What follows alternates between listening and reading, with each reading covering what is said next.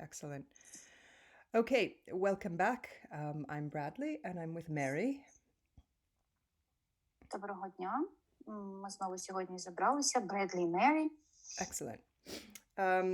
Today we're going to discuss quickly about English sounds, if masculine and feminine exists in English, simple form, and we're going to give you an exercise to do with your host family. Сьогодні будемо обговорювати 3 теми. Це англійські звуки, форми чоловічого та жіночого роду та прості часові форми. А також надамо вам вправу, запропонуємо вам зробити її з вашою сім'єю, з вашою родиною. Okay, let's do them out of order because the second one is the easiest. Mary, does Ukrainian language have masculine and feminine? Yes, we have 3 genders, masculine, feminine, and neutral. Excellent. I will translate. Yeah, go ahead, yeah. На відміну від англійської мови, українська мова має 3 статі, роди. Це жіночий, чоловічий та середній. В англійській мові ми сьогодні будемо говорити лише про чоловічий та жіночий рід. Okay. Yes, Bradley. Excellent. Okay, so English doesn't have masculine or feminine. All things are just it, yeah? В англійській мові категорія роду, вона майже нівельована, тобто більшість іменників будуть саме нейтральні, тобто середнього роду. People still make mistakes, like if you say, the bridge is beautiful, and a non-native speaker will say something like, he or she is tall. Так, дуже багато людей, для яких англійська мова не є рідною, роблять ці помилку. Ну, наприклад, речення «міст є гарний», міст українською мовою чоловічого роду, тому в англійській мові дуже часто використовують саме he or she. Okay, so of course the answer would be it is tall. Так, але правильно використовувати it, тобто воно. Is bridge masculine or feminine in Ukrainian? Masculine. Okay. There was a whole study done about how this varies across languages, and people for whom bridge is masculine tend to use masculine adjectives to describe masculine things, like they might describe a bridge as powerful. Так, це закономірно, що, до прикладу, в українській мові міст є чоловічого роду, тому ми проєктуємо це знання на англійську мову, і тому використовуємо він, he англійською мовою. Це зрозуміло. And in languages where bridge is feminine, they might describe it as elegant or something like this. А є мови, в яких слово «міст» є жіночого роду, тому вони використовують «she» і описують міст за допомогою прикметників, які більше корелюють з жінками, скажімо так. Okay, so for me, I don't have these mental references because for me, things are just things. But this is the first mistake you can make. There is a second. What is the second mistake? Okay, I'll tell you the second mistake right now. I saw... Зараз ми поговоримо про другу помилку, дуже поширену.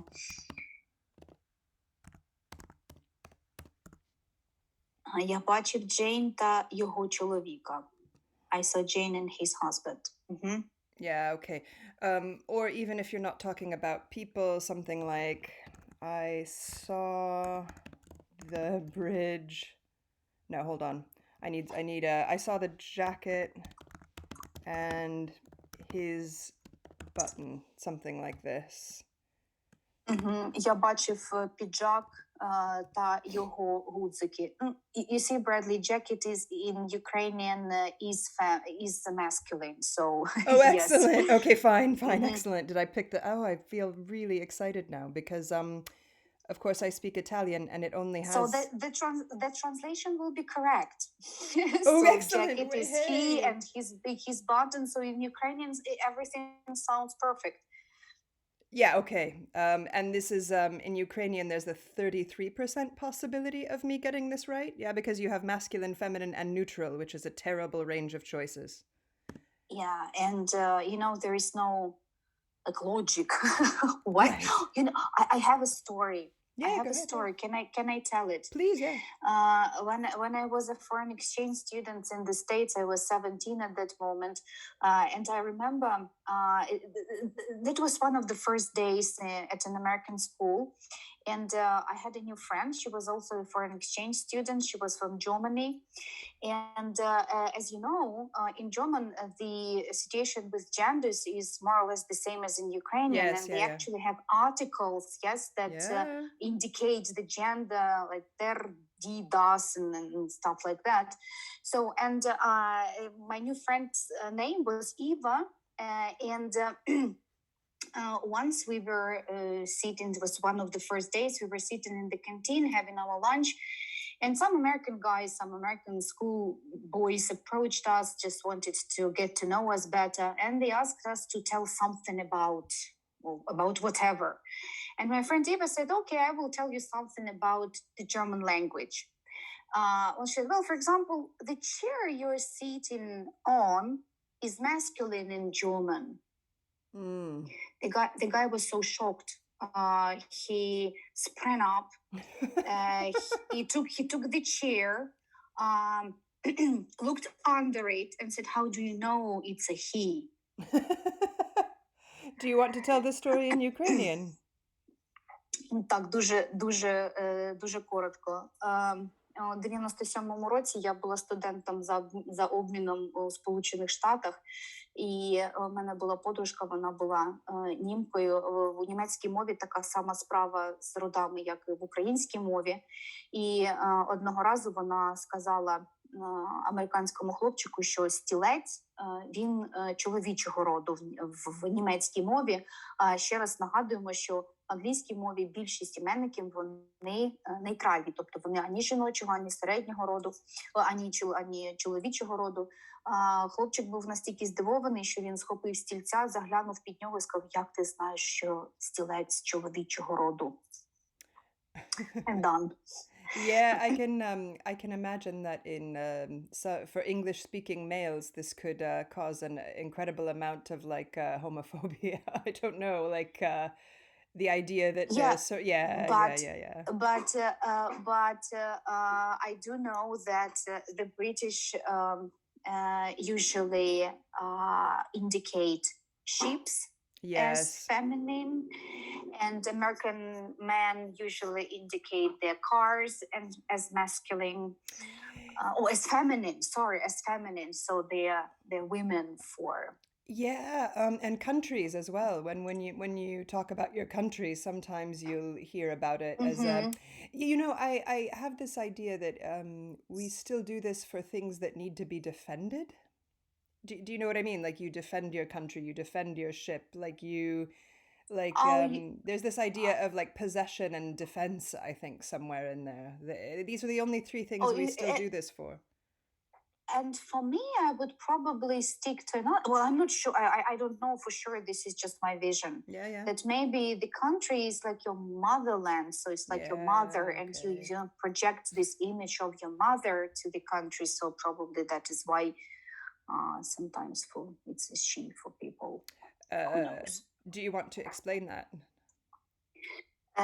Так, дуже часто ми помічаємо, що, наприклад, американці ідентифікують автомобіль як жінку, тому називають її вона, тобто використовують займенник she. А британці, до прикладу, кораблі. Корабель українською мовою чоловічого роду. Він насправді у традиційній граматиці є також нейтральним, тобто середнього роду в англійській мові, але багато британських чоловіків кажуть про корабель «вона». І, як Бредлі зауважила, слово «країна», яка в традиційній граматиці середнього роду, дуже часто люди ідентифікують її, знову ж таки, як жінку і називають її займенником «she».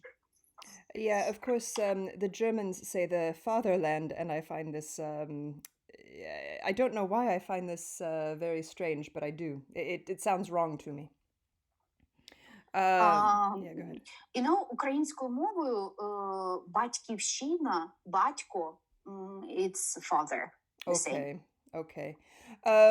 What was I going to say? Oh, of course, I taught at an Italian medical school for a long time, and because I went to university in Italian language as well.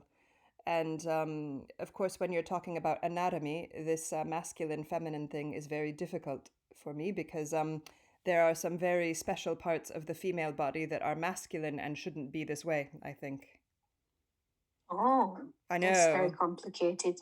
It is, yeah. I feel defensive about this as an English speaker. Бредлі тільки що розповіла про власний досвід. Вона навчала англійській мові в Італії і навчала англійській мові студентів-медиків, і їй довелося стикатися з такими випадками, коли дуже багато анатомічних термінів, жіночих тобто термінів, які позначають жіночі частини тіла, вони чоловічого роду. Це дуже дивно. Okay, so back on track. I love these discussions. Yeah. Okay, so I saw the jacket and its button. This is correct. Так, Бредлі навела нам правильний варіант речення, тобто я бачив його піджак та його гудзики, або його its, тобто це займенник середнього роду в англійській мові. So the risk is that you'll be introducing people inadvertently. So in the second example, I might think you're talking about a person and not a thing, if that makes sense. So my question in the second example might be, whose button? He who?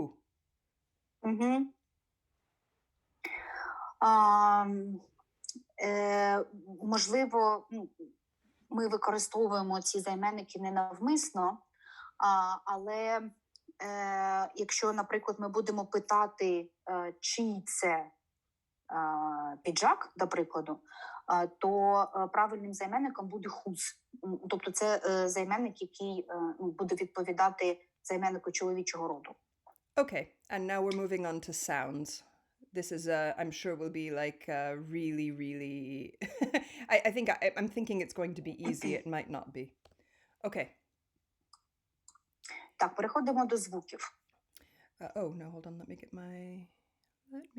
my typing back out. It's right here. Okay, so the easiest way to explain this, I'm not worried about all English sounds. I'm most worried about vowels. Every word has a vowel.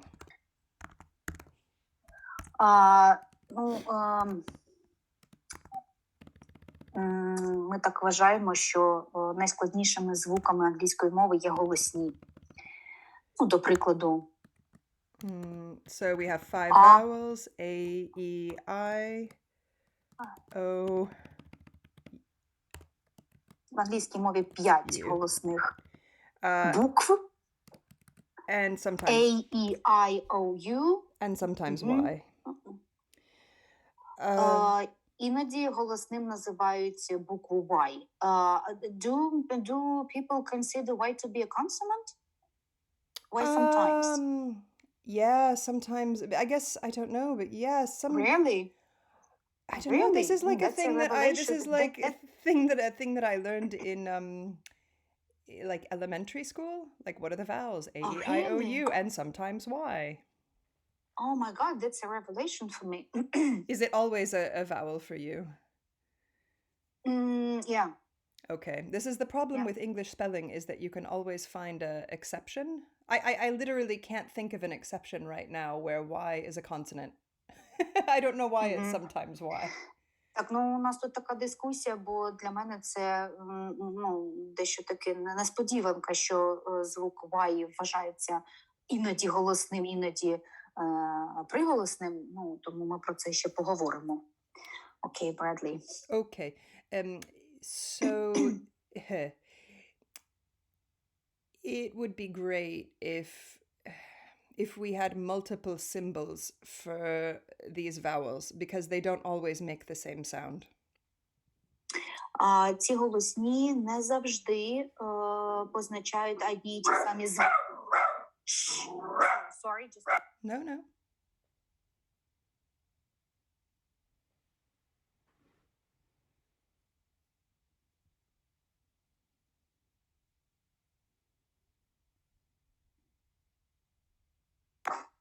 Sorry, that was my dog. She just loves sitting on the windowsill and barking at everyone who is going by. Sorry. I'm happy she has a hobby. That sounds like fun. Yeah, that's fun for her, but not now for me. Fair enough. Okay, I'm back. Sorry. No. So we've got the short answer is, in theory, every vowel can make two sounds. В теорії кожен голосна буква має два звуки. We have something called long sounds. Є подовжені звуки. Over here, and short sounds on the other side. Та короткі звуки. I don't like this explanation because it makes it sound like you have to hold the sound for a long or a short amount of time. This is not the point. Це не дуже гарне пояснення, але ми зараз цим розберемося. Ну, тобто звук, якщо він подовжений, то його треба вимовляти довше. Якщо він короткий, то його треба вимовляти коротко. I prefer sharp and flat. Мабуть, краще буде сказати, що є такі плоскі звуки, мабуть, так. Та, just a moment, та виразні. От так їх називаємо. Okay. So here we have A, E, I, O, U, and A, так, це букви. And A, E, I, A. Ага, Бредлі тільки що назвала, які звуки відповідають цим буквам. A, E, I, O, U, A, E, I, A. Тобто спочатку букви і звуки. So, yeah. For example, I know that in Italian language, these are the only sounds that exist. Italian is completely missing these sounds, and that means that every word is said the way it's written. The spelling is reliable. Ну, на відміну від англійської мови, Бредлі сьогодні її порівнює з італійською, там все набагато простіше, тобто одна буква, один звук. Тобто слова читаються так, як вони пишуться. So, to learn how to produce these sounds, normally small children have these books that make you repeat the same sound over and over and over again. Дітей, як правило, навчають вимовляти звуки шляхом промовляння одних тих самих слів з цими звуками знову і знову. So, I'll give you some examples right now. Зараз ми вам продемонструємо приклади. So, if I were a child, I would have a book with all of these words. It would say cat, mat, sat, hat, rat, bat, can, man, bad, and so on. Ну, до прикладу, наразі Бредлі демонструє слайд, де наведені приклади слів, в яких певна буква вимовляється тим чи іншим чином, тобто певні голосні, до приклад, там слова, в яких треба вимовляти і таке інше. So I will do just 5 of each word. So bed, led, fed, pen, den. Fit, wit, hit, lit, sit, caught, pot, got, hot, fun, run, sun, fun. But then note that the spelling becomes more complicated. Написання буває набагато складніше, ніж написання цих слів, які наразі були запропоновані. Like here we have some double E's, sheep or feet. Ну, наприклад, слова з подвоєними голосними. Here we have two vowels, but I only hear one, like in dream or each or meal or beach. Дуже часто слово пишеться з двома голосними, але їм відповідає лише один звук. Here I see break and shake. So this is for me a sharp A. So break and cat. Yeah, I hear the difference between a sharp A and a flat A. Ну, до прикладу, наразі я так поясню. Бредлі демонструє слова, іменники, слова, де є так звана німа, тобто приголосний, який пишеться, але не промовляється, і за рахунок цього одна і та сама буква буде вимовлятися різними способами. Okay. And sometimes the same two letters don't make the same sound. So boot and look both have a double O, but they don't make the same sound.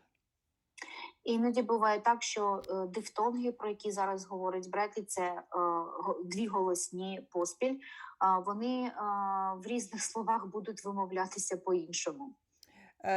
The sound isn't important to me so much as, and Mary, I want to ask you in a minute how many of the, actually I'll ask you now, how many of these sounds exist in Ukrainian?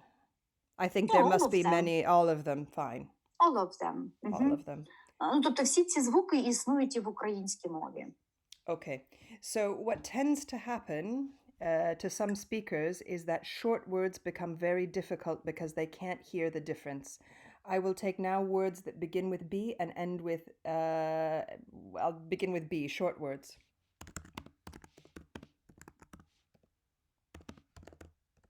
Так, наразі Бред дає нам декілька слів, коротких слів, де хочу продемонструвати, що одна і та сама буква може читатися по-різному. Тобто звуки можуть бути як подовженими, так і короткими. When I was a student and I went to a foreign languages department, learned English and German, so I speak a little bit of German as well. We had a book which was called Sheep or Sheep. Oh, yeah. That's where we learned how to make the difference between the short and the long sounds. Okay, I'm sorry. No, go ahead. Do you want to explain it? I love this. No, the sheep or sheep. So may sound the same, but in the first word, the sound is shortened, in the second long, and they're absolutely different words. Yeah. Go ahead. Yeah, go ahead. I wanted to translate it. Okay, fine. До прикладу, два англійських слова sheep і sheep. Звуки одні й ті самі, але голосний у першому випадку подовжений, у другому випадку короткий. І це абсолютно різні слова. Yeah, because so this is the reason that like Italians can't swear in English. No, I'm serious. Yes. I even know what word you mean.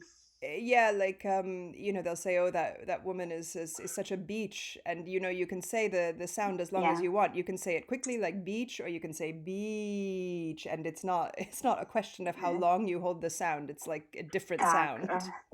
Ми наразі застерігаємо аудиторію бути дуже уважними, коли ви використовуєте лайливі слова в англійській мові, тому що якщо ви хочете використати слово beach, який є дуже поганим словом, так?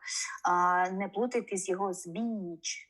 Тобто, знову ж таки, подовжений короткий звук, але слова абсолютно різні.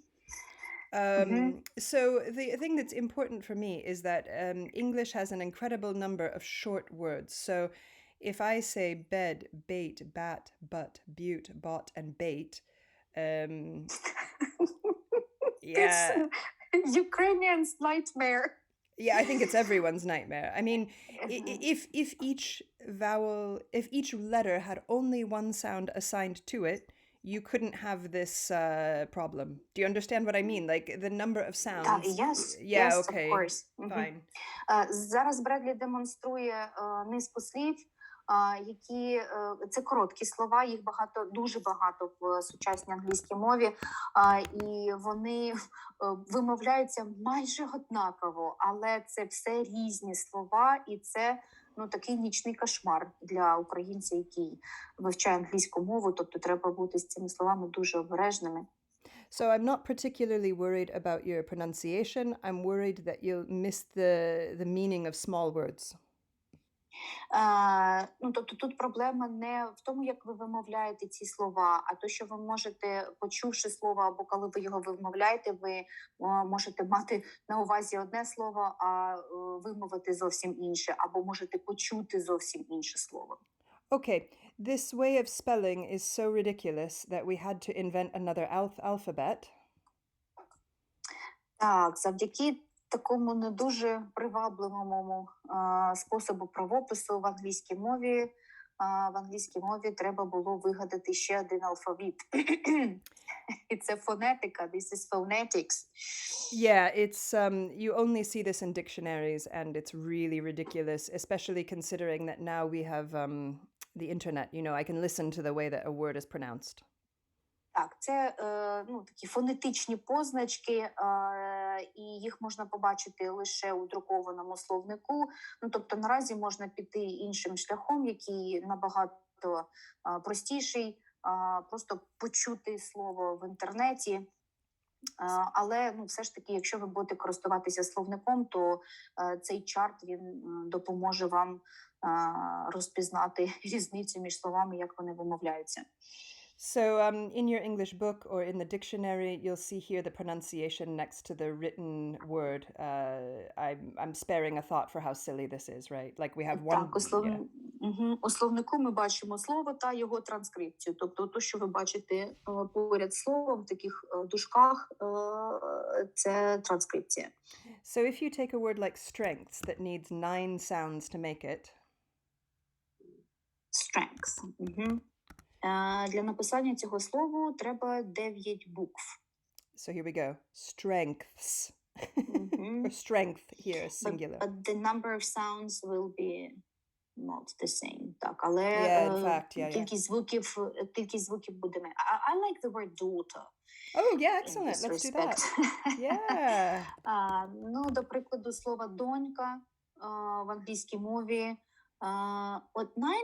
8 or 9 letters. 9 daughters? Yeah, 3, 8. 8 букв, але лише 4 звуки. Yeah. Yeah. I can't wait to talk more about this later. But yeah, there are sounds in English that have disappeared. Like GH used to make a sound, but it doesn't anymore. And if you're English, of course, you don't. I can see this is the English pronunciation. If you're English, you don't pronounce your R's. Так, дуже багато сучасних англійських слів у правописі, написанні яких є 2 букви GH, як, наприклад, в слові daughter, ці букви ніколи не читаються. І якщо наприкінці слова є буква R, вона теж, як правило, не читається в англійській мові. When I see 2 vowels together, they often make one sound. Дві голосні букви, як правило, утворюють один звук. Yeah, so I can tell you this terrible word in the pronunciation will look more like this. Тобто у транскрипції ви бачите, як слово має читатися daughter. You can listen to the phonetic chart elsewhere. I'm not going to read these out. I don't know if it's useful that I do. I don't know. I'm closing it. Кому цікаво, то ці позначки фонетичні можна в інтернеті почути, як вони вимовляються. But there is one special sound that I want to tell you about, and that is Schwa. I bet you love this sound, Mary. I bet this is your favorite sound. Yes. Але один звук ми все ж таки хочемо сьогодні про нього дещо сказати. Бредлі зараз на нього показує. Це другий рядок і другий зліва звук. Він називається в англійській мові Schwa. So the news I've just given you is that, okay, there's 10 vowel sounds. That's great. So every time I see the written letter A, it's either sharp or flat, and that's the end of it. Так, ну, до прикладу, з буквою A все більш-менш роззрозуміло, тобто йому буде відповідати один звук, і він буде або довгий, або подовжений, або короткий. No, every vowel can be sharp, flat, or schwa. І кожний голосний може бути або подовженим, або коротким, або шва. Schwa is well, do you want to explain schwa, Mary? What is schwa for you? Oh, well, that's Okay, fine.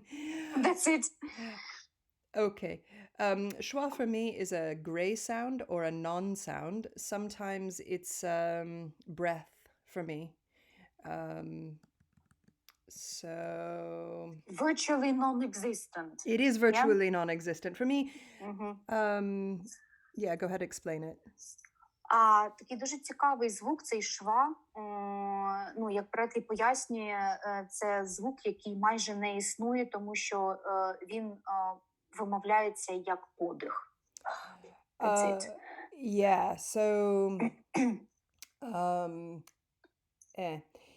So if you take a language like Italian where it goes consonant, vowel, consonant, vowel, consonant, vowel, this is the spelling of nearly every word, I think your mouth is moving in a really predictable way. I think if you take a word like, hold on, chocolate or laboratory, this A is schwa. Laboratory, chocolate, opera. These are history. There's a classic example. And what about chocolate? Where is schwa in chocolate? Here, chocolate. Here for me, it's a breath. The first one. It's no, it's this O here in the middle, because I don't say chocolate. There's no O here. Так, наразі Бредлі наводить англійські слова, в яких деякі голосні будуть вимовлятися як цей шва, який ми зараз обговорюємо, тобто цей подих. Тобто, наприклад, chocolate, ви бачите там О, так, chocolate, but it's not chocolate, so англієць не буде вимовляти слово саме так, тобто перша голосна буде цей шва, тобто цей подих. Yeah, another example is vegetable. I think what happens here is I actually get lazy and I take a breath. That's what I think. It's just a personal opinion. Vegetable. History. We do not say history. So you see these vowels start to disappear. Ну, ще один приклад навели в слові vegetable. Тобто англієць знову ж таки замість другого голосного використає там цей подих, тобто шва. And if you look in the dictionary, I think. Yeah, go ahead. Sorry, Bradley, I'm terribly sorry. I think that's exactly what makes understanding English very difficult for Ukrainians in particular because of these schwas. So they see the words, they are expecting something out with this sound, but they hear virtually nothing. So that's difficult. For sure. And of course, if I look in the dictionary, this here for this E or this O or this O or this A, it won't give me a phonetic sound. It will give me a schwa. So if we look at the transcript. There it is. Yeah, so we have, let's try. Yeah, you can see it right there. This is the pronunciation of chocolate. Chocolate. Or... Тут наводимо вам транскрипцію слова шоколад англійською мовою. Laboratory. Yep, you can see it here. And here. And here. Так, транскрипція лабораторії. So there's 3 schwas here. The classic example of schwa is probably computer. Класичний приклад слова, де буде використовувати цей звук шва, тобто наш подих – це слово комп'ютер. And I'll show you what schwa looks like in a whole sentence, if I can. О май гад! Зараз буде шва у цілому реченні. So, really quickly, I'll just say these words. So, doctor, for me, I pronounce my R's, but my British husband would say doctor. And in this case, the English have two schwas, I only have one. I'm American, yeah, because I pronounce my R. Go ahead. В британському, в американському варіанті слова, в яких є шва, будуть вимовлятися по-різному. Тобто британці, вони мають тенденцію використовувати лише один подих в вимовлянні слова. В Америці це може бути два подихи, тобто два шва в одному і тому самому слові. So, for example, my son's name is Arthur. That for me has two R's in it. Arthur. Flat A, two R's, yeah. Бредлі наразі вимовляє ім'я свого сина Артур українською мовою. But for British people, this is literally two breaths, right? A British person will say Arthur. Тобто саме у вимовлянні цього імені американець використає два подихи, тобто там буде два шва у вимові. It's basically a schwa schwa.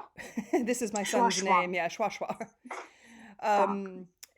So, I'll just give you the pronunciation of these words. Tomorrow, protect, pupil, banana, difficult, level, theater. Sorry, I'm skipping the British ones. And so on, because a British person, of course, would say, I can't even do it. But here, theater, summer, doctor.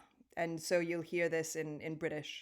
Or my favorite, the word are, A-R-E, as in they are, is completely schwa.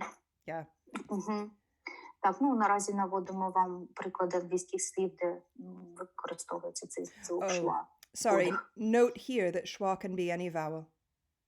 A-E-I-O-U. Any vowel can be a schwa. It can be sharp, flat, or... Тобто будь-яка голосна буква може вимовлятися як шва, як подих в англійській мові. If you look at it in practice, let's take number 8. The airport is not far from the capital city. Наразі Бредлі вимовила 8 речення. Майже. Number 5. When will you arrive at Victoria? So you can see that this sound is constantly changing, constantly presenting itself, right? The book is about pronunciation. Тобто, цей звук можна побачити у будь-якому слові. If you take a word like banana, it has schwa, flat A, and then schwa. Так, до прикладу, два шва буде у слові банан в англійській мові. So, the end. Your success with English will depend on your ability to hear these sounds.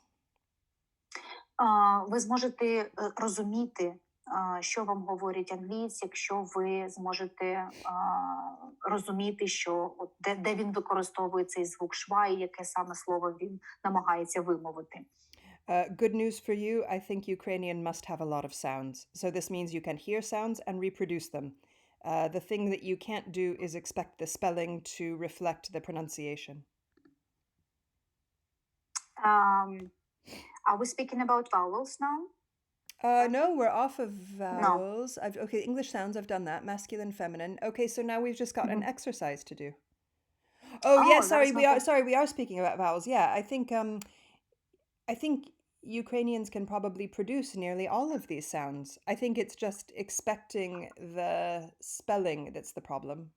Yes, absolutely. We can produce all this. Well, some consonants are really difficult for us, like fu, vu, and stuff like that. Oh, tell me, which consonants? I want to know.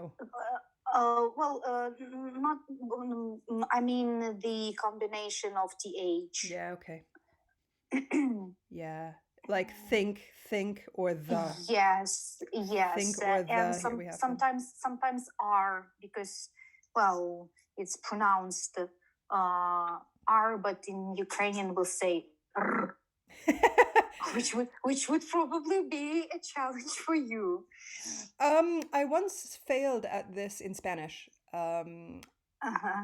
There is a Spanish people do this, but not other Romance languages. And Uh-huh. there's a tongue twister. Do you want to explain Mhm. this? Do you want to translate? You can if you'd like to. You can, especially about the being difficult. Ну, ми зараз обговорюємо, що для людей, які розмовляють різними мовами, іноді буває дуже складно вимовляти певні звуки. Як то, до прикладу, в англійській мові дві букви TH, вони, як правило, формують звук С або З, який для нас є таким важким для виговорювання. Але і в українській мові є такі звуки, які, наприклад, для англійців будуть важкими під час вимови, наприклад, Р. Yeah, so there's the tongue twister is ferrocarrilero, which means like I know, which means a train conductor, I think. But there are rolling your R's is really difficult, and it did make me want to cry. But that was a tongue twister in Spanish, Yeah, right? yeah. Угу. Ну, наразі для того, щоб навчитися правильно вимовляти звуки, можна користуватися скоромовками. Їх дуже багато в англійській мові. Betty bought a bought some butter, but she said this bought a bit. That's what I remember from my student years. Yeah. Ну, тобто дуже багато скоромовок, вони, власне, націлені на те, щоб навчитися вимовляти певні звуки, тобто, рекомендуємо. Okay, so TH like in think or the which is slightly stronger. I know people end up spitting. It's very embarrassing for them trying to produce this sound. Так, дуже часто люди, коли вимовляють ці звуки, про які ми зараз говоримо, С і З, вони під час вимовляння цього звуку плюються. Ну, так, це трапляється, тому нічого страшного. I think the trick is to keep your tongue slightly behind your teeth as you breathe, yeah?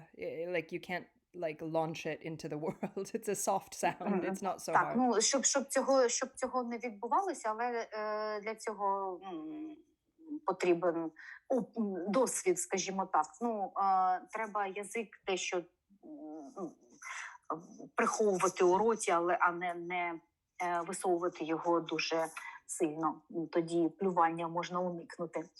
But there are some English accents that don't pronounce this sound. So I think sometimes the problems that non-native speakers have, English people also have.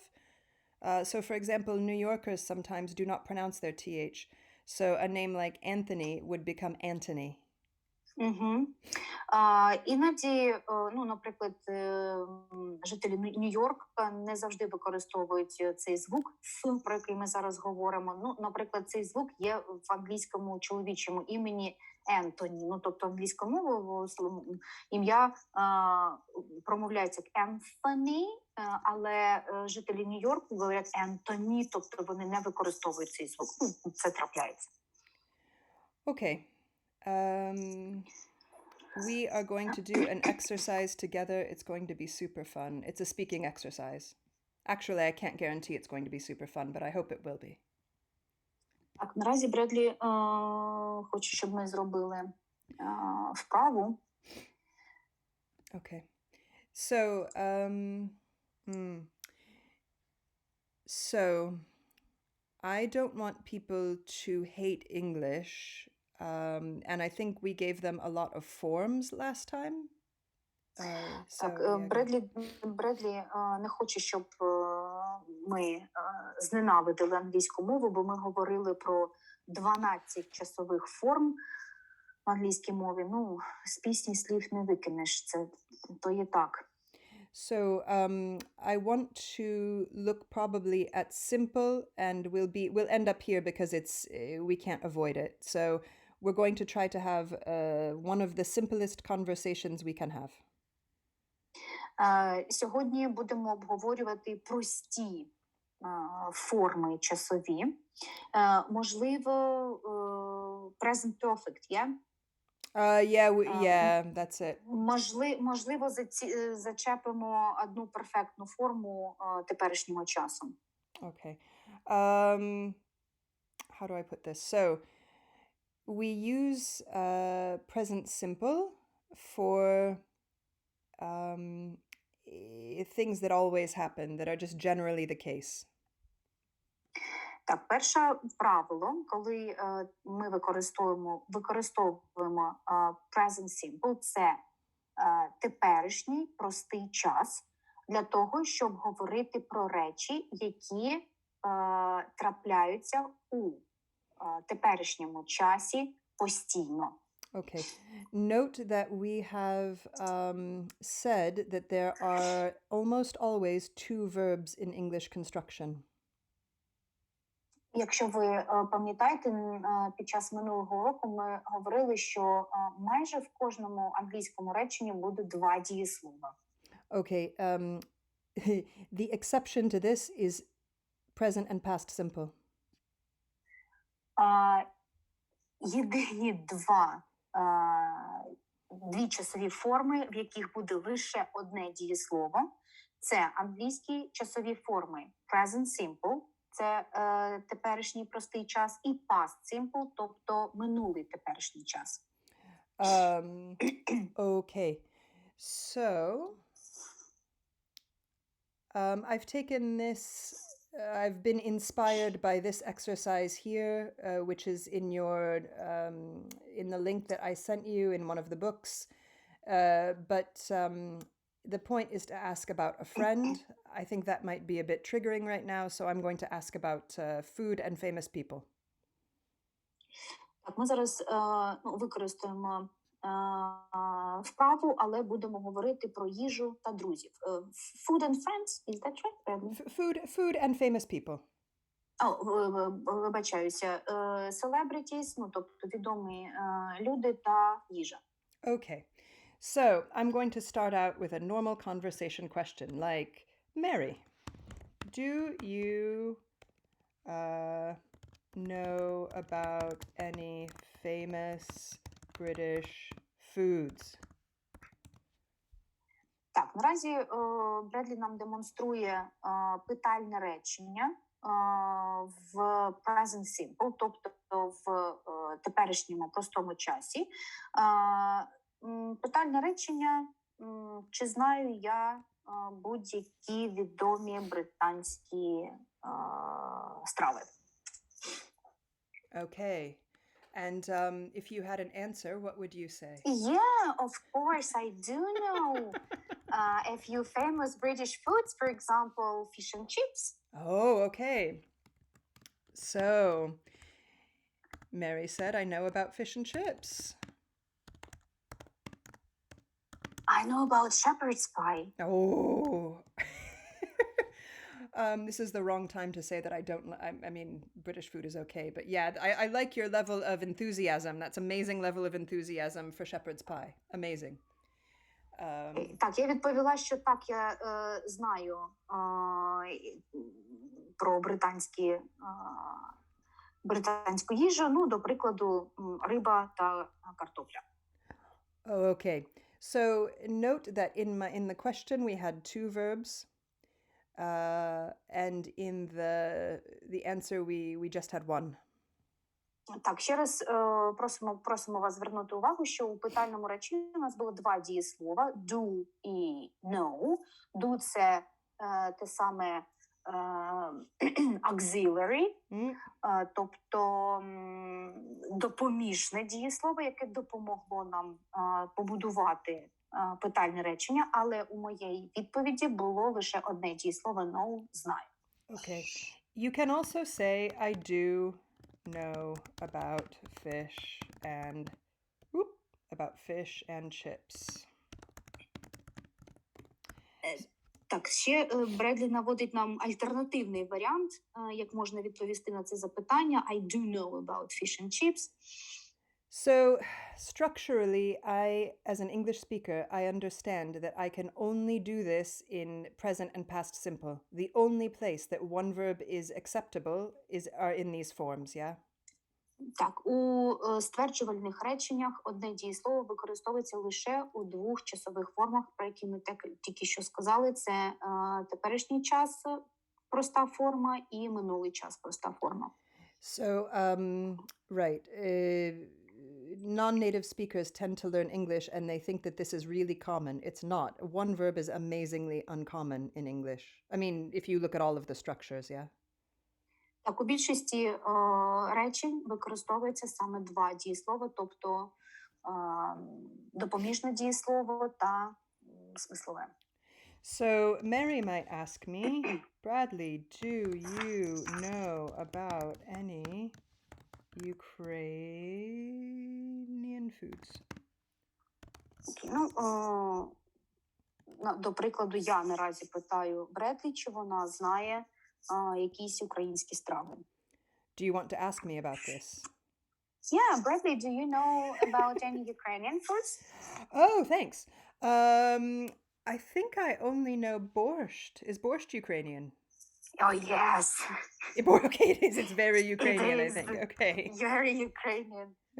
Okay. Why am I doing this? Hold on. There we go. Okay. Yes, I know about borscht. Okay. Oh my goodness, I have to spell borscht now. Okay. So, Mary might have said, no, you don't know about borscht. Yeah? Go ahead.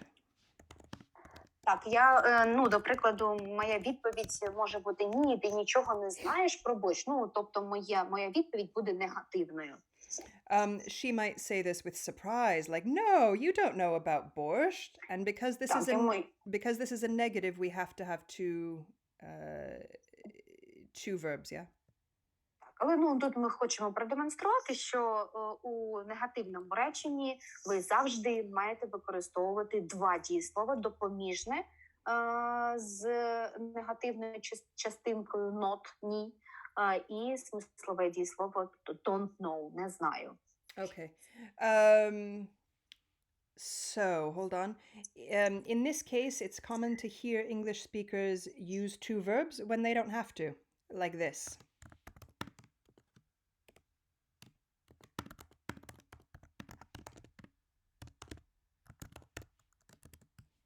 Yeah. Так, наразі у нас приклад, коли у стверджувальному реченні у теперішньому часі простій формі ми використовуємо два дієслова, тобто і допоміжне, і смислове. Do know.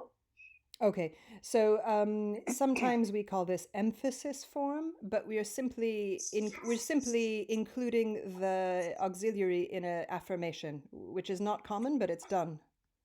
Так, це не дуже, скажімо так, загально вживана форма, але у цьому випадку допоміжне дієслово використовується в якості наголосу. Тобто в українській мові у стверджувальному реченні оце do може позначати слово дійсно. Я дійсно щось знаю. Тобто, щоб наголосити, що знаю, навіть не сумнівайтеся. Go ahead. I'm done. Okay, good. This creates a bit of a trick in the past, because in the past you can avoid an irregular verb. So you can say, last summer I ate borscht. I know that ate is the past simple of eat, yeah?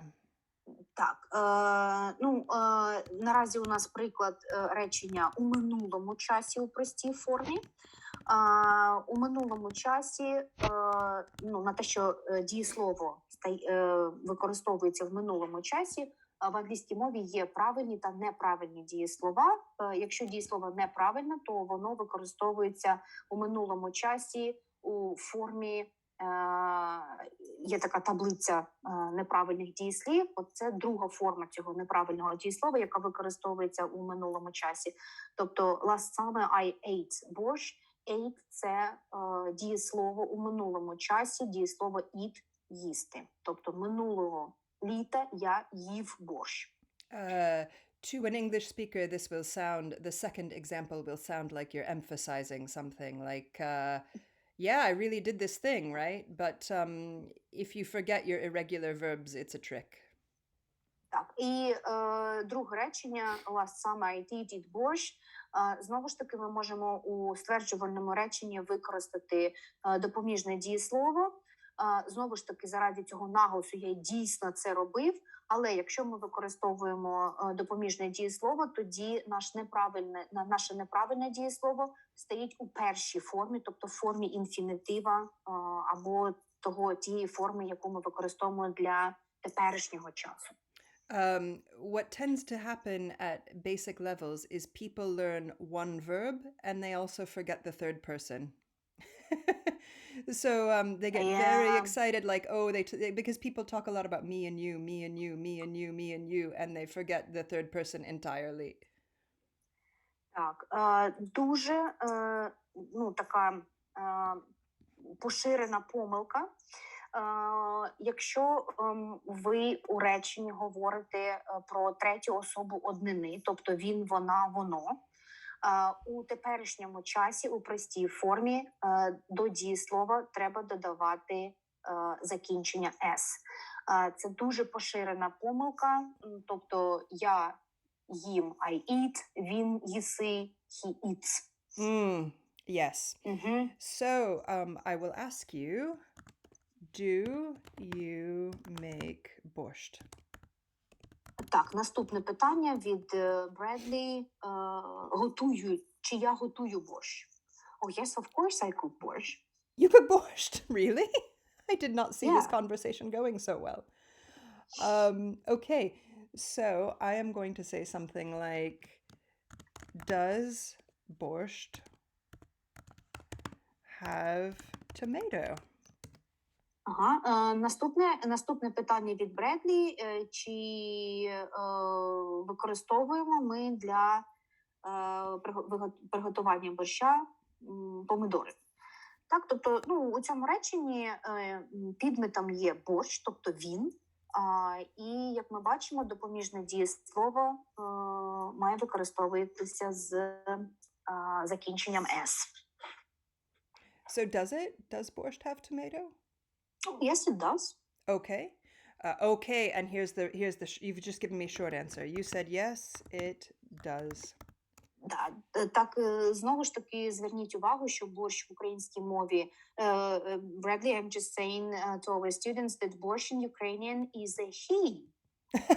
Yeah, okay. Yeah, of course. Тобто українською мовою борщ чоловічого роду, але в англійській мові більшість іменників, вони нейтральні, тобто вони середнього роду, тому it does, not he. Yeah, okay. And yeah, if I replace borscht with he or it, of course, in English it will be it. Так. Yeah, if you say, does he have tomato, I will be expecting a man in my kitchen with some tomatoes in his hand. Yeah, that's what I'll be expecting. Yeah. Okay. Так, тобто реакція Бредлі на це питання була б наступною. Тобто вона очікувала побачити на своїй кухні чоловіка з помидорами. Okay. However, I'm really emphasizing this because it's part of the basics. Has tomato. Here we have. Так, речення борщ містить помидори.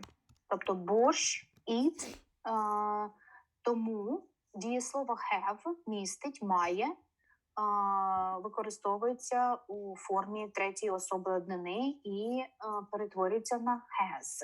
So, I've told you that in simple forms you can use an auxiliary in an affirmation or you cannot. It's optional. So our choices here were borscht has tomato or borscht does have tomato in an affirmation. Так. І знову ж таки повторюємо, що у стверджувальному реченні можна використовувати допоміжне. Можна, але не потрібно, не обов'язково використовувати допоміжне дієслово, тобто можна сказати борщ does have tomato, Але якщо ви хочете на цьому наголосити, так, дійсно має. Now, if I were lazy, which happens, I could make a question in the Ukrainian way. Sorry, it's not lazy in Ukrainian, but it's lazy in English. I could make an affirmation and just rise my voice at the end, something like this. Oop. Borscht has tomato. Хочемо ще раз вам нагадати, що для того, щоб сформувати питальне речення, треба змінити порядок слов у реченні, тобто використати допоміжне дієслово, поставити його на перше місце. Але у розмовному варіанті, як Бредлі каже, якщо ви не хочете витрачати дуже багато часу на це, тобто або викладачі, то можна питання поставити лише за допомогою інтонації, не використовуючи допоміжне дієслово. Це допускається у розмовній англійській мові. I think even English-speaking people are too lazy to make question form when they're surprised. I think question form involves an incredible amount of mental effort. Так, англійці роблять це доволі часто, тобто нічого страшного. So when we are surprised, even we forget question form. So I might say something like, Borscht has tomato. Mary, go ahead. Таку форму питального речення без допоміжного дієслова можна використовувати, коли ви хочете виразити здивування. Mary, because she's a genius and a very good English speaker, has responded with, yes, it does. But why does? Так, тобто моя відповідь, коротка відповідь, все одно буде містити допоміжне дієслово yes, it does. Тобто з питання це не зрозуміло, звідки воно взялося, але це правильна відповідь. Yes, it does. Or yes, it has. Yeah, so you understood in this Borscht has tomato, you understood that we were here. And so you responded with the correct auxiliary. Do you understand what I'm saying? A more basic English speaker would have done this because they heard this in the sentence. Do you understand what I'm saying? Так, зараз ми говоримо ще про одну помилку, тобто коли в короткій відповіді ми використовуємо yes, it has, тому що ми побачили це дієслово у питанні, тому ми його використали і в короткій відповіді. So I'll give you another example of the same kind. I could say in normal English way, does your husband eat borscht? Or if I were surprised, I might forget my question form and say, your husband eats borscht. Так, наразі два варіанти питання. Ваш чоловік їси борщ? Перше з допоміжним дієсловом.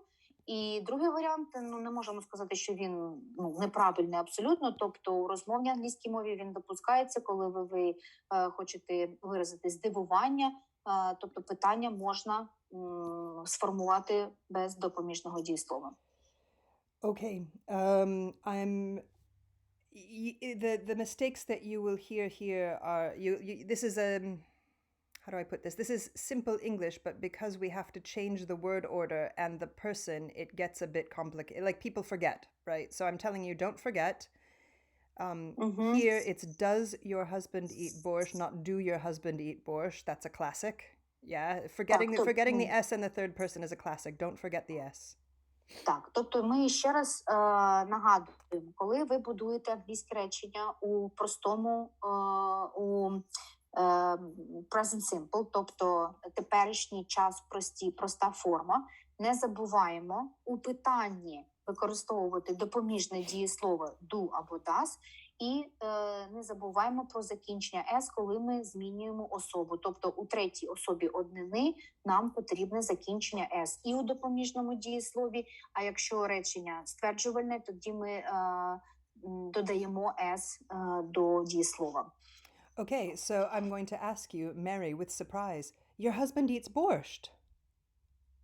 Так, зараз Бредлі спитала у мене, чи їси мій чоловік борщ, і це другий варіант без допоміжного дієслова, бо вона зараз висловлює здивування.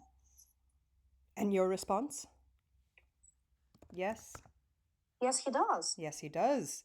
This is because you recognized we were in simple, yeah? The error here, and it's a very common error, would be something like, yes, he eat. It's Or eats, even, eat or eats, because it's not really a problem. Look, I'm not worried about like, what's the word, like etiquette or being perfect. I'm worried that we understand what form we're in. Yeah, this tells me clearly that the person doesn't understand where we are. Правильною відповіддю на це запитання your husband eats борщ буде перший варіант. Yes, he does, але не yes, he eats. Тобто у короткій відповіді ми використовуємо допоміжне дієслово. Okay. Of course. Okay, well, let's review two things first. Just English conjugation. I want to ask you a thing about Ukrainian. So I'm just going to use a regular verb. I learn. Так. You learn. Oops. I've dislocated my finger, so I'm a very slow typer right now. He, she, it learns. Please don't forget it. It will make me crazy because this error, yeah. Так, ще раз така пам'ятка, це як змінюється дієслово в залежності від особи. Перша, друга особа з дієсловом нічого не відбувається. Третя особа однини, не забуваємо додавати закінчення «с». У множині також нічого не відбувається. Тобто у множині вони, ми і таке інше, нічого до дієслова ми не додаємо. Okay, so yeah. The question I have is, does Ukrainian change in every person? Does the conjugation of the verb change in every person? Oh, rarely you will be surprised because Ukrainian is a flective language. Okay. We have very many endings. Okay, fine. So yes, the conjugation is very complicated in Ukrainian. Okay. Very complicated. Okay, so you have to learn like a lot of endings for each person. Yes, absolutely. Okay. That's terrifying. And you know what? One more thing. Yep. In English, you do have only two. What is it called? Just a moment. Cases. Cases. Right? Nominative and genitive cases. Yeah, and okay. genitive. Okay. Okay. 7 in Ukrainian. 7 cases. Yes. Do you feel richer for this? No, I remember being at school, at primary school. It was, oh my God, something really horrible. Yeah, okay, I can imagine. But I think this is what makes culture beautiful, because it's impossible. It takes time with a language. Language means culture, and it takes time. I would need so much time to assimilate this as a foreigner, yeah. Yes, absolutely. Ми наразі обговорюємо з Бредлі, що в англійській мові лише 2 відмінка, і тому це не видається чимось дуже складним, тому що в українській, якщо всі пам'ятають, 7. I wasn't planning on doing this, but I will do this because I will tell students why I'm spending so much time on these forms. I really am, because, of course, in English we have a phrasal verb. So from a learning point of view, I think this is why English is great for the world, right? The beginning parts are easy. Like, I don't have to learn masculine and feminine and neutral. I don't have to learn a million different ways to change a word depending on the I, you, he, she, or it, right? This bit is why people think English is easy. Do you want to translate this bit? Yeah, go ahead. Yes, very briefly. Завдяки тому, що в англійській мові не така дуже нескладна ситуація з родами, так? Тобто більшість іменників вони середнього роду. Тому завдяки цьому вивчення англійської мови видається дуже простим ділом, скажімо так. Okay, so right now I know that I know as I'm teaching you, and so does Mary, is that eventually we will see verbs called phrasal verbs. Наразі ми поговоримо про люди, цього немає в українській мові, тому тримайтеся. Англійська мова має ще такий вид дієслів, які називаються фразові дієслова. Це дієслово, яке складається з фрази. Ну, наприклад, наразі Бредлі надає нам приклад фразового дієслова turn up. Тобто це фраза, воно складається з двох слів. Власне, дієслово turn і такого маленького слова, це називається постпозиція up. So in this case, up does not give us a direction or a place. Turn up is a single concept. Так, і фразове дієслово, хоч воно і складається з двох слів, воно має одне таке зв'язане значення. So in English, it's possible to have one verb with two words. This is amazingly inconvenient. Так, тобто одне значення, але воно виражено двома словами. I have used the verb turn up because turn is regular, yeah? So it would be... yeah. Так, Бредлі використала саме дієслово turn, тому що це дієслово є правильним, тобто воно буде формувати минулий час за допомогою додавання закінчення «ed».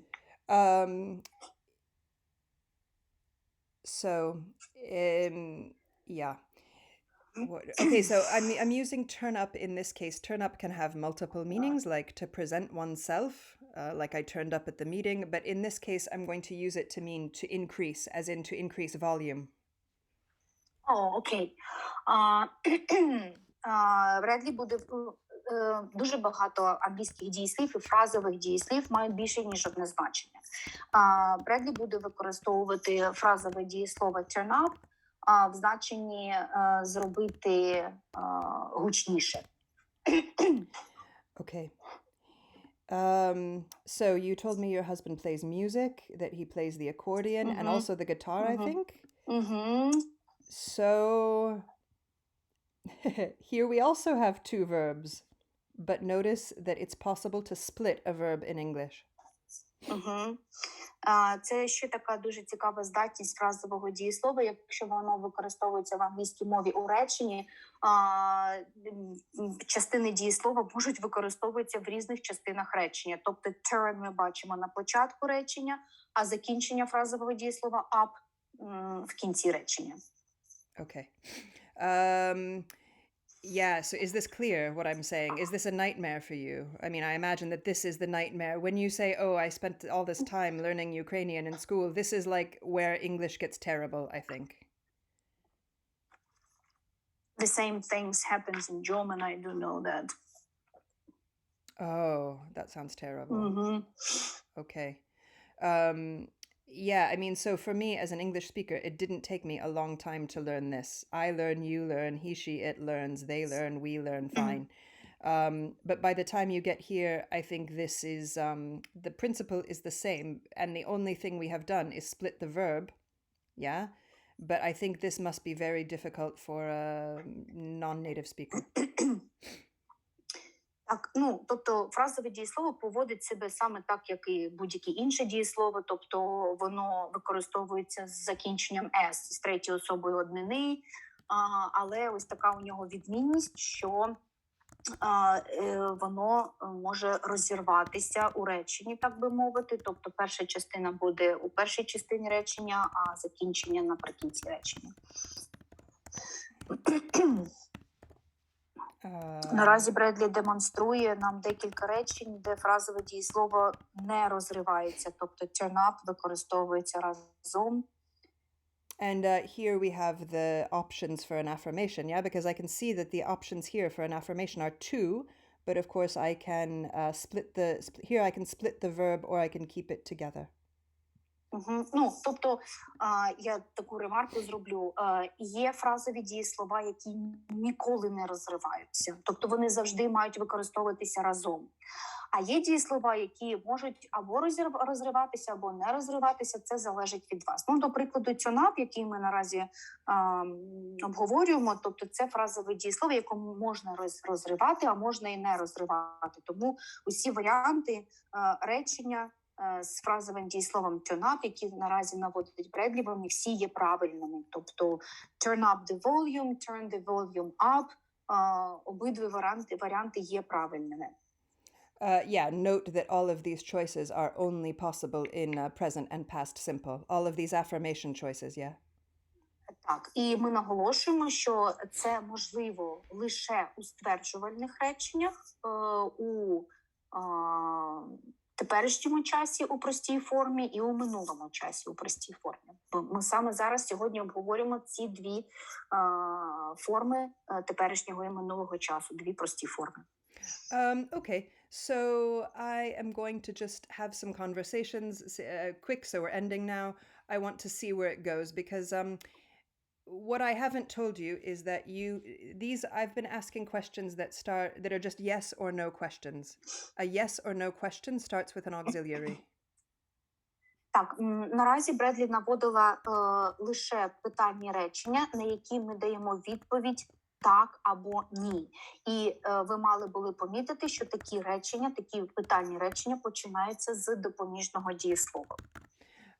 Of course, I could also add one of these words to the beginning. I could say, why does he turn the volume up on his guitar? Так, а наразі ми говоримо про те, що питальні речення, вони називаються в англійській мові спеціальними питальними реченнями. Це питальні речення з спеціальними питальними словами. До прикладу, why – чому, when – коли, who – хто, why – чому, how – як і where – де. Yeah, okay. Perfect. So, this is, these forms, and probably this one, it's impossible not to slide into perfect, but we'll try to concentrate here. Okay, so I'll just ask some questions about cooking. This is really common. Also, I should say that cooking shows, if you can ever watch a cooking show, like a reality show, these are great for learning English because it's very clear what people are putting on the plate and their reactions are very clear from their face, yeah? Бредлі наразі дуже рекомендує для вивчення англійської мови дивитися кулінарні шоу. Тому що там майже все, що проговорюється, це ще можна і побачити. Тобто, якщо кухар щось кладе на тарілку, і він про це говорить, тобто ви безумовно розумієте, що мається на увазі. Okay. So, Mary, do you like sweet or savory foods? Так, наразі у нас приклад питального речення. Наразі я відповім на це питання, і Бредлі у мене питає. Мері, ти любиш солодкі або солені страви? I have a sweet tooth, so I like sweet foods. Okay. Me too. I also have a sweet tooth.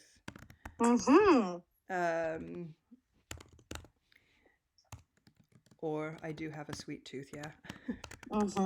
Some people think that when we use have, we're here, but we aren't unless we have a second verb. Does that make sense? Так. Моя відповідь була, я ласунка, тому я люблю солодкі страви. And Mary is telling me that she's an advanced speaker because she's used this idiom, sweet tooth. Так, я знаю таку гарну ідіому. Ну, до речі, ласунка, Bradley, the Ukrainian equivalent of sweet tooth is not an idiom, so it's just an ordinary noun, that's it. So, ласунка в англійській мові є ідіомою, дослівно перекладається «в мене солодкий зуб». So how do you say it? Is that it's an actual verb or something? It's an actual noun? It's a noun. Okay, excellent. I'm a sweet lover, something like that. Oh, okay, fine, yeah. So it's just a normal noun. Excellent. Every time someone says lover, I think about it in a sexual way. Yeah. This is the problem in English with this construction, but yeah, it's Yes, correct. Yeah, that's why it's an idiom in English, I guess. probably. Do you recommend any Ukrainian sweets for me to try? Так, ще одне питання, яке наразі Бредлі мені ставить. Чи можеш ти порекомендувати щось з українських солодощів? Go ahead. Oh, that should be Ukrainian. I would recommend Ukrainian jam. Oh, okay. Oh, sorry, I didn't want to use wood. We will confuse people now. Yeah, I know. This is the problem with guided conversation. Do you know what I mean? This is the problem with guided conversation, but I would prefer to do it this way anyway. Do you know what I mean? Because I think this is what happens in actual conversation. This is what's going to happen with someone in their host family. Yeah. So I'm hoping they can. I'm hoping they can produce here, and I'm hoping they can, even badly, right? Just produce here with two verbs, and mistakes are okay. But they're going to hear this. Yeah, I know. Я не хотіла, я дуже вибачаюся, але я використала у відповіді модальне дієслово would, але нічого страшного в ньому немає, тобто, not to worry. Would, українською мовою, мабуть, відповідає часті би. Я би рекомендувала. Okay, so note though that here we still have two verbs. Does that make sense? Like this two-verb structure is still existing, but in this case in English we just have different two verbs. We always need a helper verb, like you said last time. It's a helper. We always have the meaning here, and we have the helper here. It's just a different helper. Найпростішою відповіддю буде, мабуть, третя. I recommend Ukrainian jam. Я рекомендую варення, українське варення. Або це може бути варіант I do recommend. Він не дуже часто використовується, але можливий. І те, що я вже сказала, I would recommend, тобто це відповідь з часткою би. Я би рекомендувала. Okay. What kind of fruit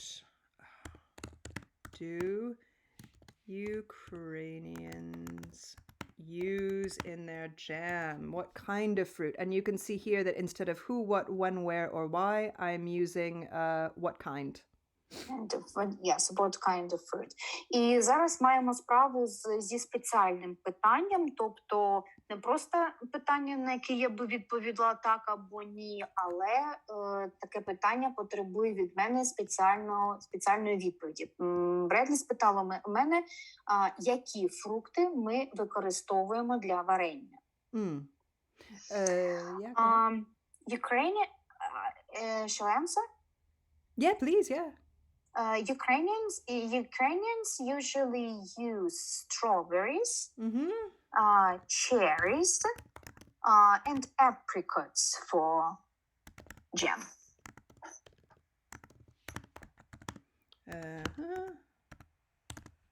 Ukrainians usually use, strawberries, cherries. And cherries. Excellent. And cherries and apricots, yes. Okay, I'm not going to use do, but we could have. I'm not going to retype out the sentence. Fine. Do Ukrainians use jam in like any kind of cake or because in England you would add your jam to cake after this, or a donut or something like this. Yeah, we do. Okay. What do you have in the way? Наступне питання. Go ahead. More often cherries. Okay. Наступне питання від Бредлі. Чи додають українці варення в пиріги? Okay. Yes, we do. Excellent. Yes, as opposed to yes, we add. Fine. Yes, that's great. Okay. What is your favorite Ukrainian dessert? Or dessert in general? Dessert in general and then Ukrainian dessert.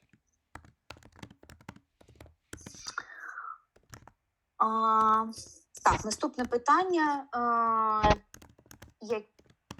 Який мій улюблений десерт взагалі? І який мій улюблений саме український десерт? My favorite dessert is tiramisu. Oh, I love tiramisu. And my favorite Ukrainian dessert is apple pie. Okay. Although, Americans would disagree. They would say apple pie is American dessert, not Ukrainian, but that's something that we do quite a lot, and we consider it a Ukrainian dessert. Oh, I have strong feelings about this, Mary. So, Italians have this thing they called apple pie, but there aren't very many apples in it. It's a very thin kind of a thing. How many apples here? How many apples does Ukrainian apple pie have? Скільки яблук українці кладуть в яблучний пиріг? Ukrainians put a lot of apples into apple pie. Okay, fine. Then that's absolutely acceptable. And do Ukrainians use cinnamon? Because this is typically everything in America is covered with cinnamon. I don't know why. Наступне питання: чи використовують українці корицю? Yes, we do use. I use cinnamon a lot. For example, I like it. I add it to coffee, to dessert. So yeah, it's it also helps with flavor without adding calories. Do you know what I mean? The alternative is sugar. Yes, absolutely. I very often put cinnamon instead of sugar. Excellent. So you said you like tiramisu. Ти сказала, що любиш тирамісу. Yes, I... Yes, go ahead. Yes, what? Yes, Yes, I did. So can you explain why what you just did is very advanced? Так, yes, I did, тобто сказала, так, я таке сказала, тобто моя відповідь у минулому часі, тому і допоміжне дієслово у короткій відповіді також минулого часу. Okay, so you said you like tiramisu. I can see one verb, it's in the past, so I know we're in past simple. Так, тобто перше дієслово у реченні Bradley, you said you like, тобто перше дієслово у минулому часі, said, друге дієслово like у теперішньому часі. Ну, тобто питання, відповідь, в якому часі має бути у теперішньому і минулому. Тобто моя відповідь, так, я так сказала, тому yes, I did. As a teacher, this tells me it's not about the form, it's about that you know where we are, yeah. Yeah, it's about meaning. Yeah, also, yeah. So you said you like tiramisu. Do you also like coffee? Yes, I do. Excellent. Fine. Okay. I can't wait to. I could talk about food forever. I really could because I'm really excited about learning about Ukrainian culture, and I think I talk to people from all over the world, and I think the safe things to talk about are like sports, food, and music. Absolutely. Так. Теми, які слід обговорювати з представниками іншої культури, ну, такі теми. So normally I teach refugees and migrants who want to become doctors. Yeah, this is normally who I teach now, and the topics in the English book can be a bit difficult to discuss, yeah, like friends and past life experience. And so I think if you can just guide the conversation to food, sports, or music, it's better. Так, Бредлі наразі говорить про свій власний досвід. Вона навчає біженців в Італії, студентів-медиків. І дуже часто підручники, які вони використовують, мають такі теми, які не дуже зручно обговорювати з біженцями. Тому теми їжі, спорту та друзів, вони такі найбільш безпечні. Now, we have stayed here. We have stayed a lot in present simple, yeah? If you, and we'll just try this really quickly, it won't be very long. And before I forget, I also want to know something else about Ukrainian language. I want to know if Ukrainian language has imported any phrasal verbs. So it's common to see them imported as nouns. So like when you check into a hotel, many people say, oh, I did check in or something like this in a second language. Has Ukrainian imported any English in this way? I don't quite understand your question. Okay, so an Italian will say when they go to a hotel, ho fatto check-in, because there's no Italian word for check-in. Oh, yeah. Ho fatto check-out. This is like a typical thing, yeah. And it's a phrasal verb in English. There's no Italian equivalent, and so they've just imported it. Так, Бредлі наразі мене питає, чи ми використовуємо дуже багато англійських слів. Так, ми їх використовуємо. Yes, Bradley, we have imported quite a lot of English words. So check-in in Ukrainian буде зачекіниться. Yeah, okay.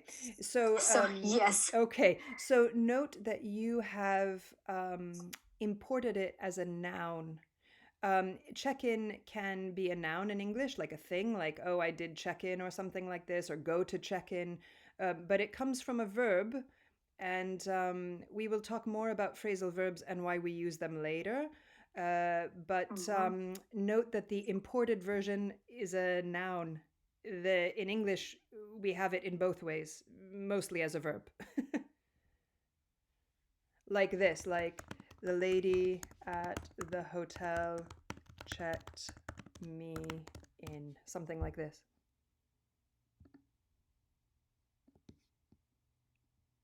Does what I'm saying make sense?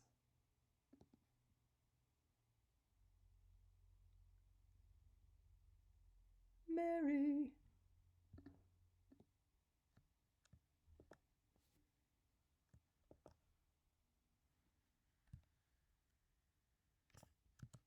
Okay, yeah, so ми обговорювали фразові дієслова, як то зареєструватися в готель, чек-ін, англійською мовою фразове дієслово, але Бредлі хоче присвятити цьому окреме заняття, тому далі буде. Okay, fine. So your Ukrainians will have seen phrasal verb, but not in verb form, if that makes sense. Дуже часто фразове дієслово в англійській мові перетворюється на іменник. Okay. So in this case it's a noun, in the second case, and in the first case it's a verb in English. Так, до речі, два речення, що Бредлі навела. У першому випадку речення check-in – це дієслово, у другому випадку це іменник. Okay, so I'm not going to write everything out. I'm just going to show you what happens in conversation, hopefully naturally. Have you ever, I'm in period form because ever is your lifetime and your life is a period. Have you ever met a famous person, Mary? Unfortunately, I have never met a famous person. Okay. Well, I have met a famous person. And I think it's one of 3 famous Ukrainians that I know, yeah? So once I met Sergei Bubka. Oh, really? Yeah, because I did this sport. I was a pole vaulter for a long time. And he came to accept an award. Oh my God, lucky you. I know. Так, питання від Бредлі було, чи зустрічала я коли-небудь відомих людей. Я кажу, що ні, але Бредлі мені розповідає, що так. Що вона... Сергій Бубка, це перший. Who else, Bradley? Oh, who else have I met? Um, is it important? I don't know. I used to be a waitress in Beverly Hills, so I used to Oh. no, it's not that impressive. But the point is a lot of people in the late 90s, yeah, the early 2000s. Ага. Um, but I like Sergei Bubka because you're expecting for his hands to be a particular way, because if you do this sport, you Мгм. have to have, like, when you shake his hand, you think about all of the work he's done. And yeah, no, Sergei Bubka is Ага. incredible. Окей. So the point, though, is that it's very common when we're talking about general conversation to move into a specific point when something happened. So we could have said, oh, I said, do you like tiramisu? And you could say, yes, when I was in Italy, I ate the best tiramisu. It's very common to Мгм. transition from a general thing to a specific thing. This is what I'm trying to get to. Okay, I will try to interpret it now. Yeah. Наразі Бредлі нам дає приклад речення у теперішньому часі у перфектній формі. Перфектної форми немає в українській мові, тому це дуже дещо важко для українця. Але теперішній час перфектної форми використовується для того, щоб сказати, що щось відбулося з вами у минулому, але ви не зазначаєте, коли саме. Цим ця форма відрізняється від минулого часу простої форми, тому що у цьому випадку, коли ви використовуєте минулий час простої форми, ви у цьому реченні обов'язково говорите, коли саме у минулому це з вами відбулося. Вчора, позавчора, минулого року і таке інше. Okay. Yes, Bradley. Oh, no, thank you. So I'm normally when we make conversation, so I could ask you, you said that your husband plays music, you said that you like tiramisu, so I'm starting some questions in perfect, because yeah, that's where we start, because we were talking about your life. And your life is a period, so here we are. Так, це можна запам'ятати як кліше. Якщо ви хочете у людини спитати щось на кшталт «ти коли-небудь робив це?», таке речення ми будуємо у present perfect, тобто у теперішньому часі, у перфектній формі, тому що, знову ж таки, ми наразі нам невідомо, коли саме у минулому це з людиною відбулося. Тобто, це ще раз говорю, це ще раз кажу, можемо як кліше запам'ятати. Ти коли-небудь, have you ever? So have you ever been to a sporting something like this? So I know that we're starting here. You will inevitably say that you do this all the time and switch to present simple, or that you did it in a specific time in the past. It's like 90% likely that this is going to happen, right? Так. Тобто ще раз, теперішній час проста форма. Ми її використовуємо для того, щоб говорити, що з нами щось постійно відбувається у теперішньому часі. Тобто ми регулярно робимо якусь дію.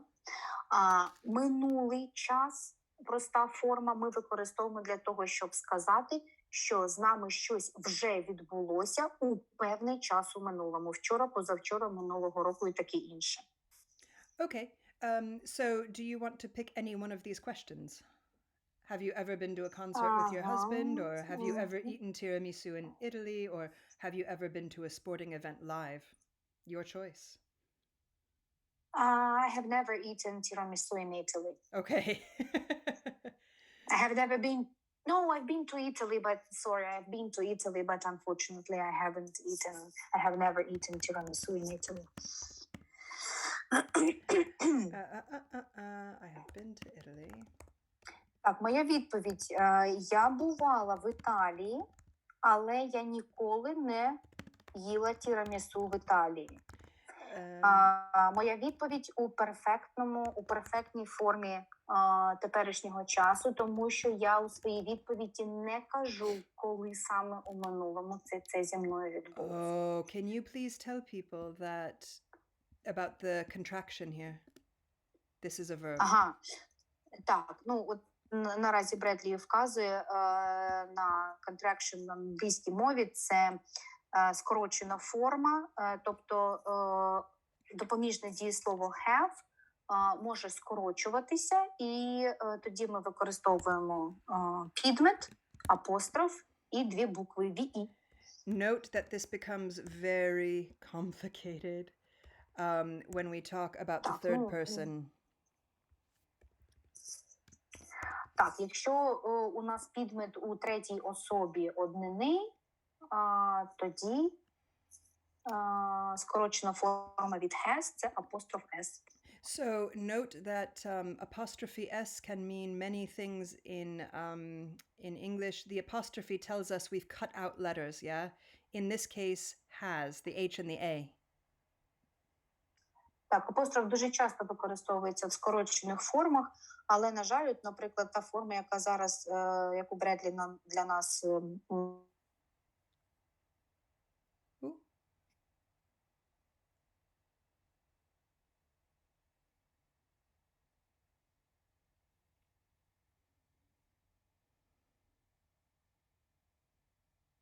Bradley. Yeah, I'm here. Can you hear me? Mm-hmm. Excellent. Yes. So apostrophe S can be many things in English, but what I'm worried about now, like possessive, right? Like like Bradley's car, something like this. Так, і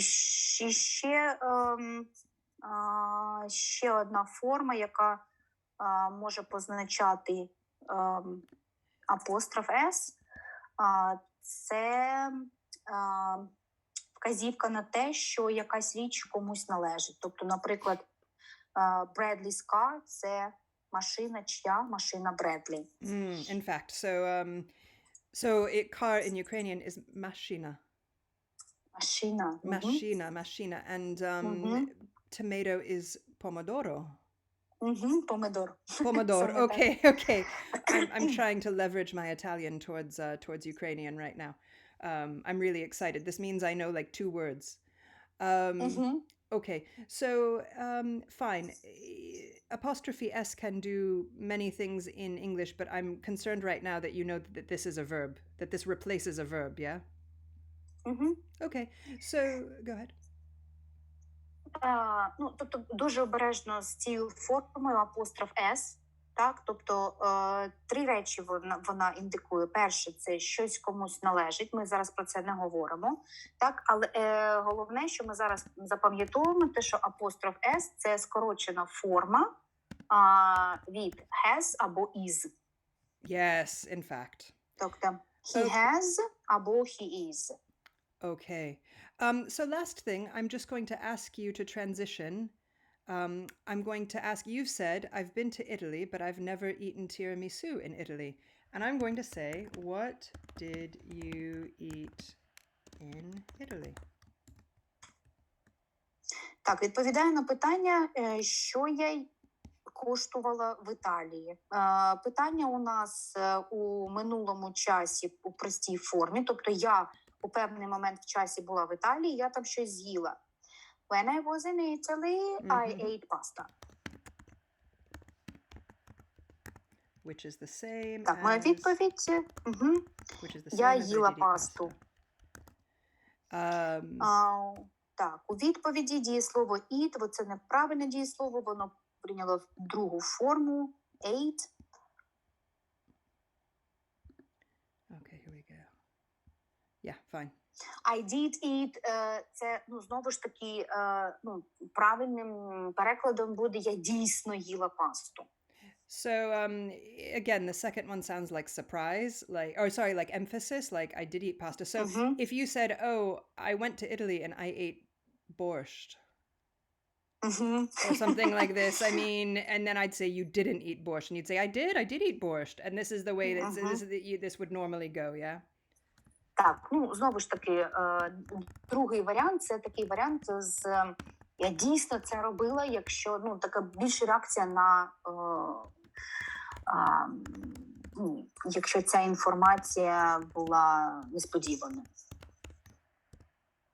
Так, ну, до прикладу, да, якщо б я сказала, коли я була в Італії, я їла борщ. І Бредлі була б здивована, сказала, ні, ти не могла їсти борщ в Італії. Я кажу, та ні, я дійсно їла борщ в Італії. Тобто це буде правильною відповіддю I did eat borscht in Italy. This is the case with Americans that eat at McDonald's everywhere, right? Like, oh, when I was in Italy, I went to McDonald's, and you would say no, and I would say I did eat at McDonald's, yeah. Так, ну, мабуть, гарним прикладом для американців буде, якщо замість борща буде Макдональдс. Okay, so that's the end for today. I realize it will take some time for people to produce this, but I think if you can't understand it, you can't produce it. So slowly but surely you will get there.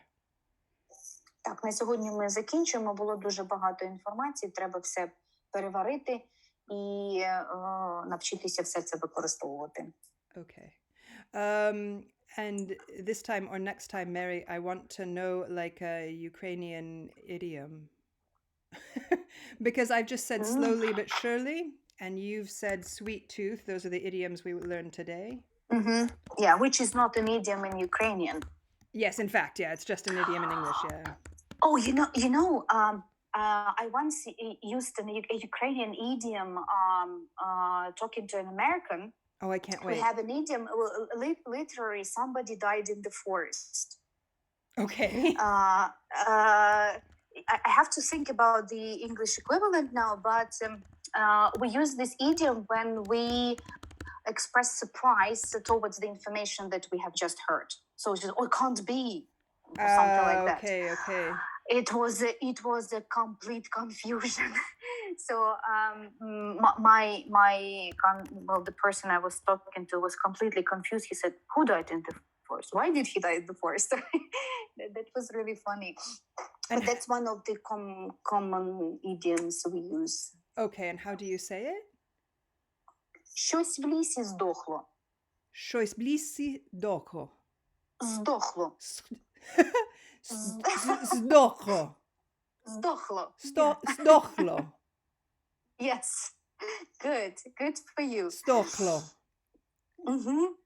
Okay. Okay. Next time you can give me the recipe for borscht, and I will try to say it. Say the whole thing again, please. Щось в лісі здохло. Щось в лісі здохло. Very close. I feel that I'm only 50% of the way there, but I'm going to get there. Okay, I'm going to Google it, is what I'm going to do, and listen to it over and over again. Okay, please thank everyone for sticking with us, and please encourage them to ask other English speakers they know to help them with this kind of a prompt. Have you ever? You can start here, or also with do you. So you can start from in your lifetime, or you can start with a general thing that you do. And if you're lucky, you can get back here to a specific time when it happened, yeah? Просіть носіїв мови більше з вами говорити, використовувати саме це три часові форми, які ми сьогодні обговорювали, вони найбільш часто використовуються у розмовній мові, тому просіть носіїв мови використовувати їх, говорити з вами, практикуйте їх, і повернемося до вас з новими уроками, з новими завданнями.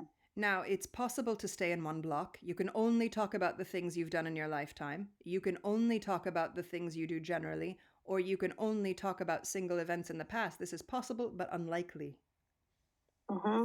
Тобто, ще раз, сьогодні ми обговорили регулярні дії у теперішньому часі, закінчену дію, яка відбулася у певний час у минулому, та дія, яка відбулася у минулому, але ми не говоримо, коли саме.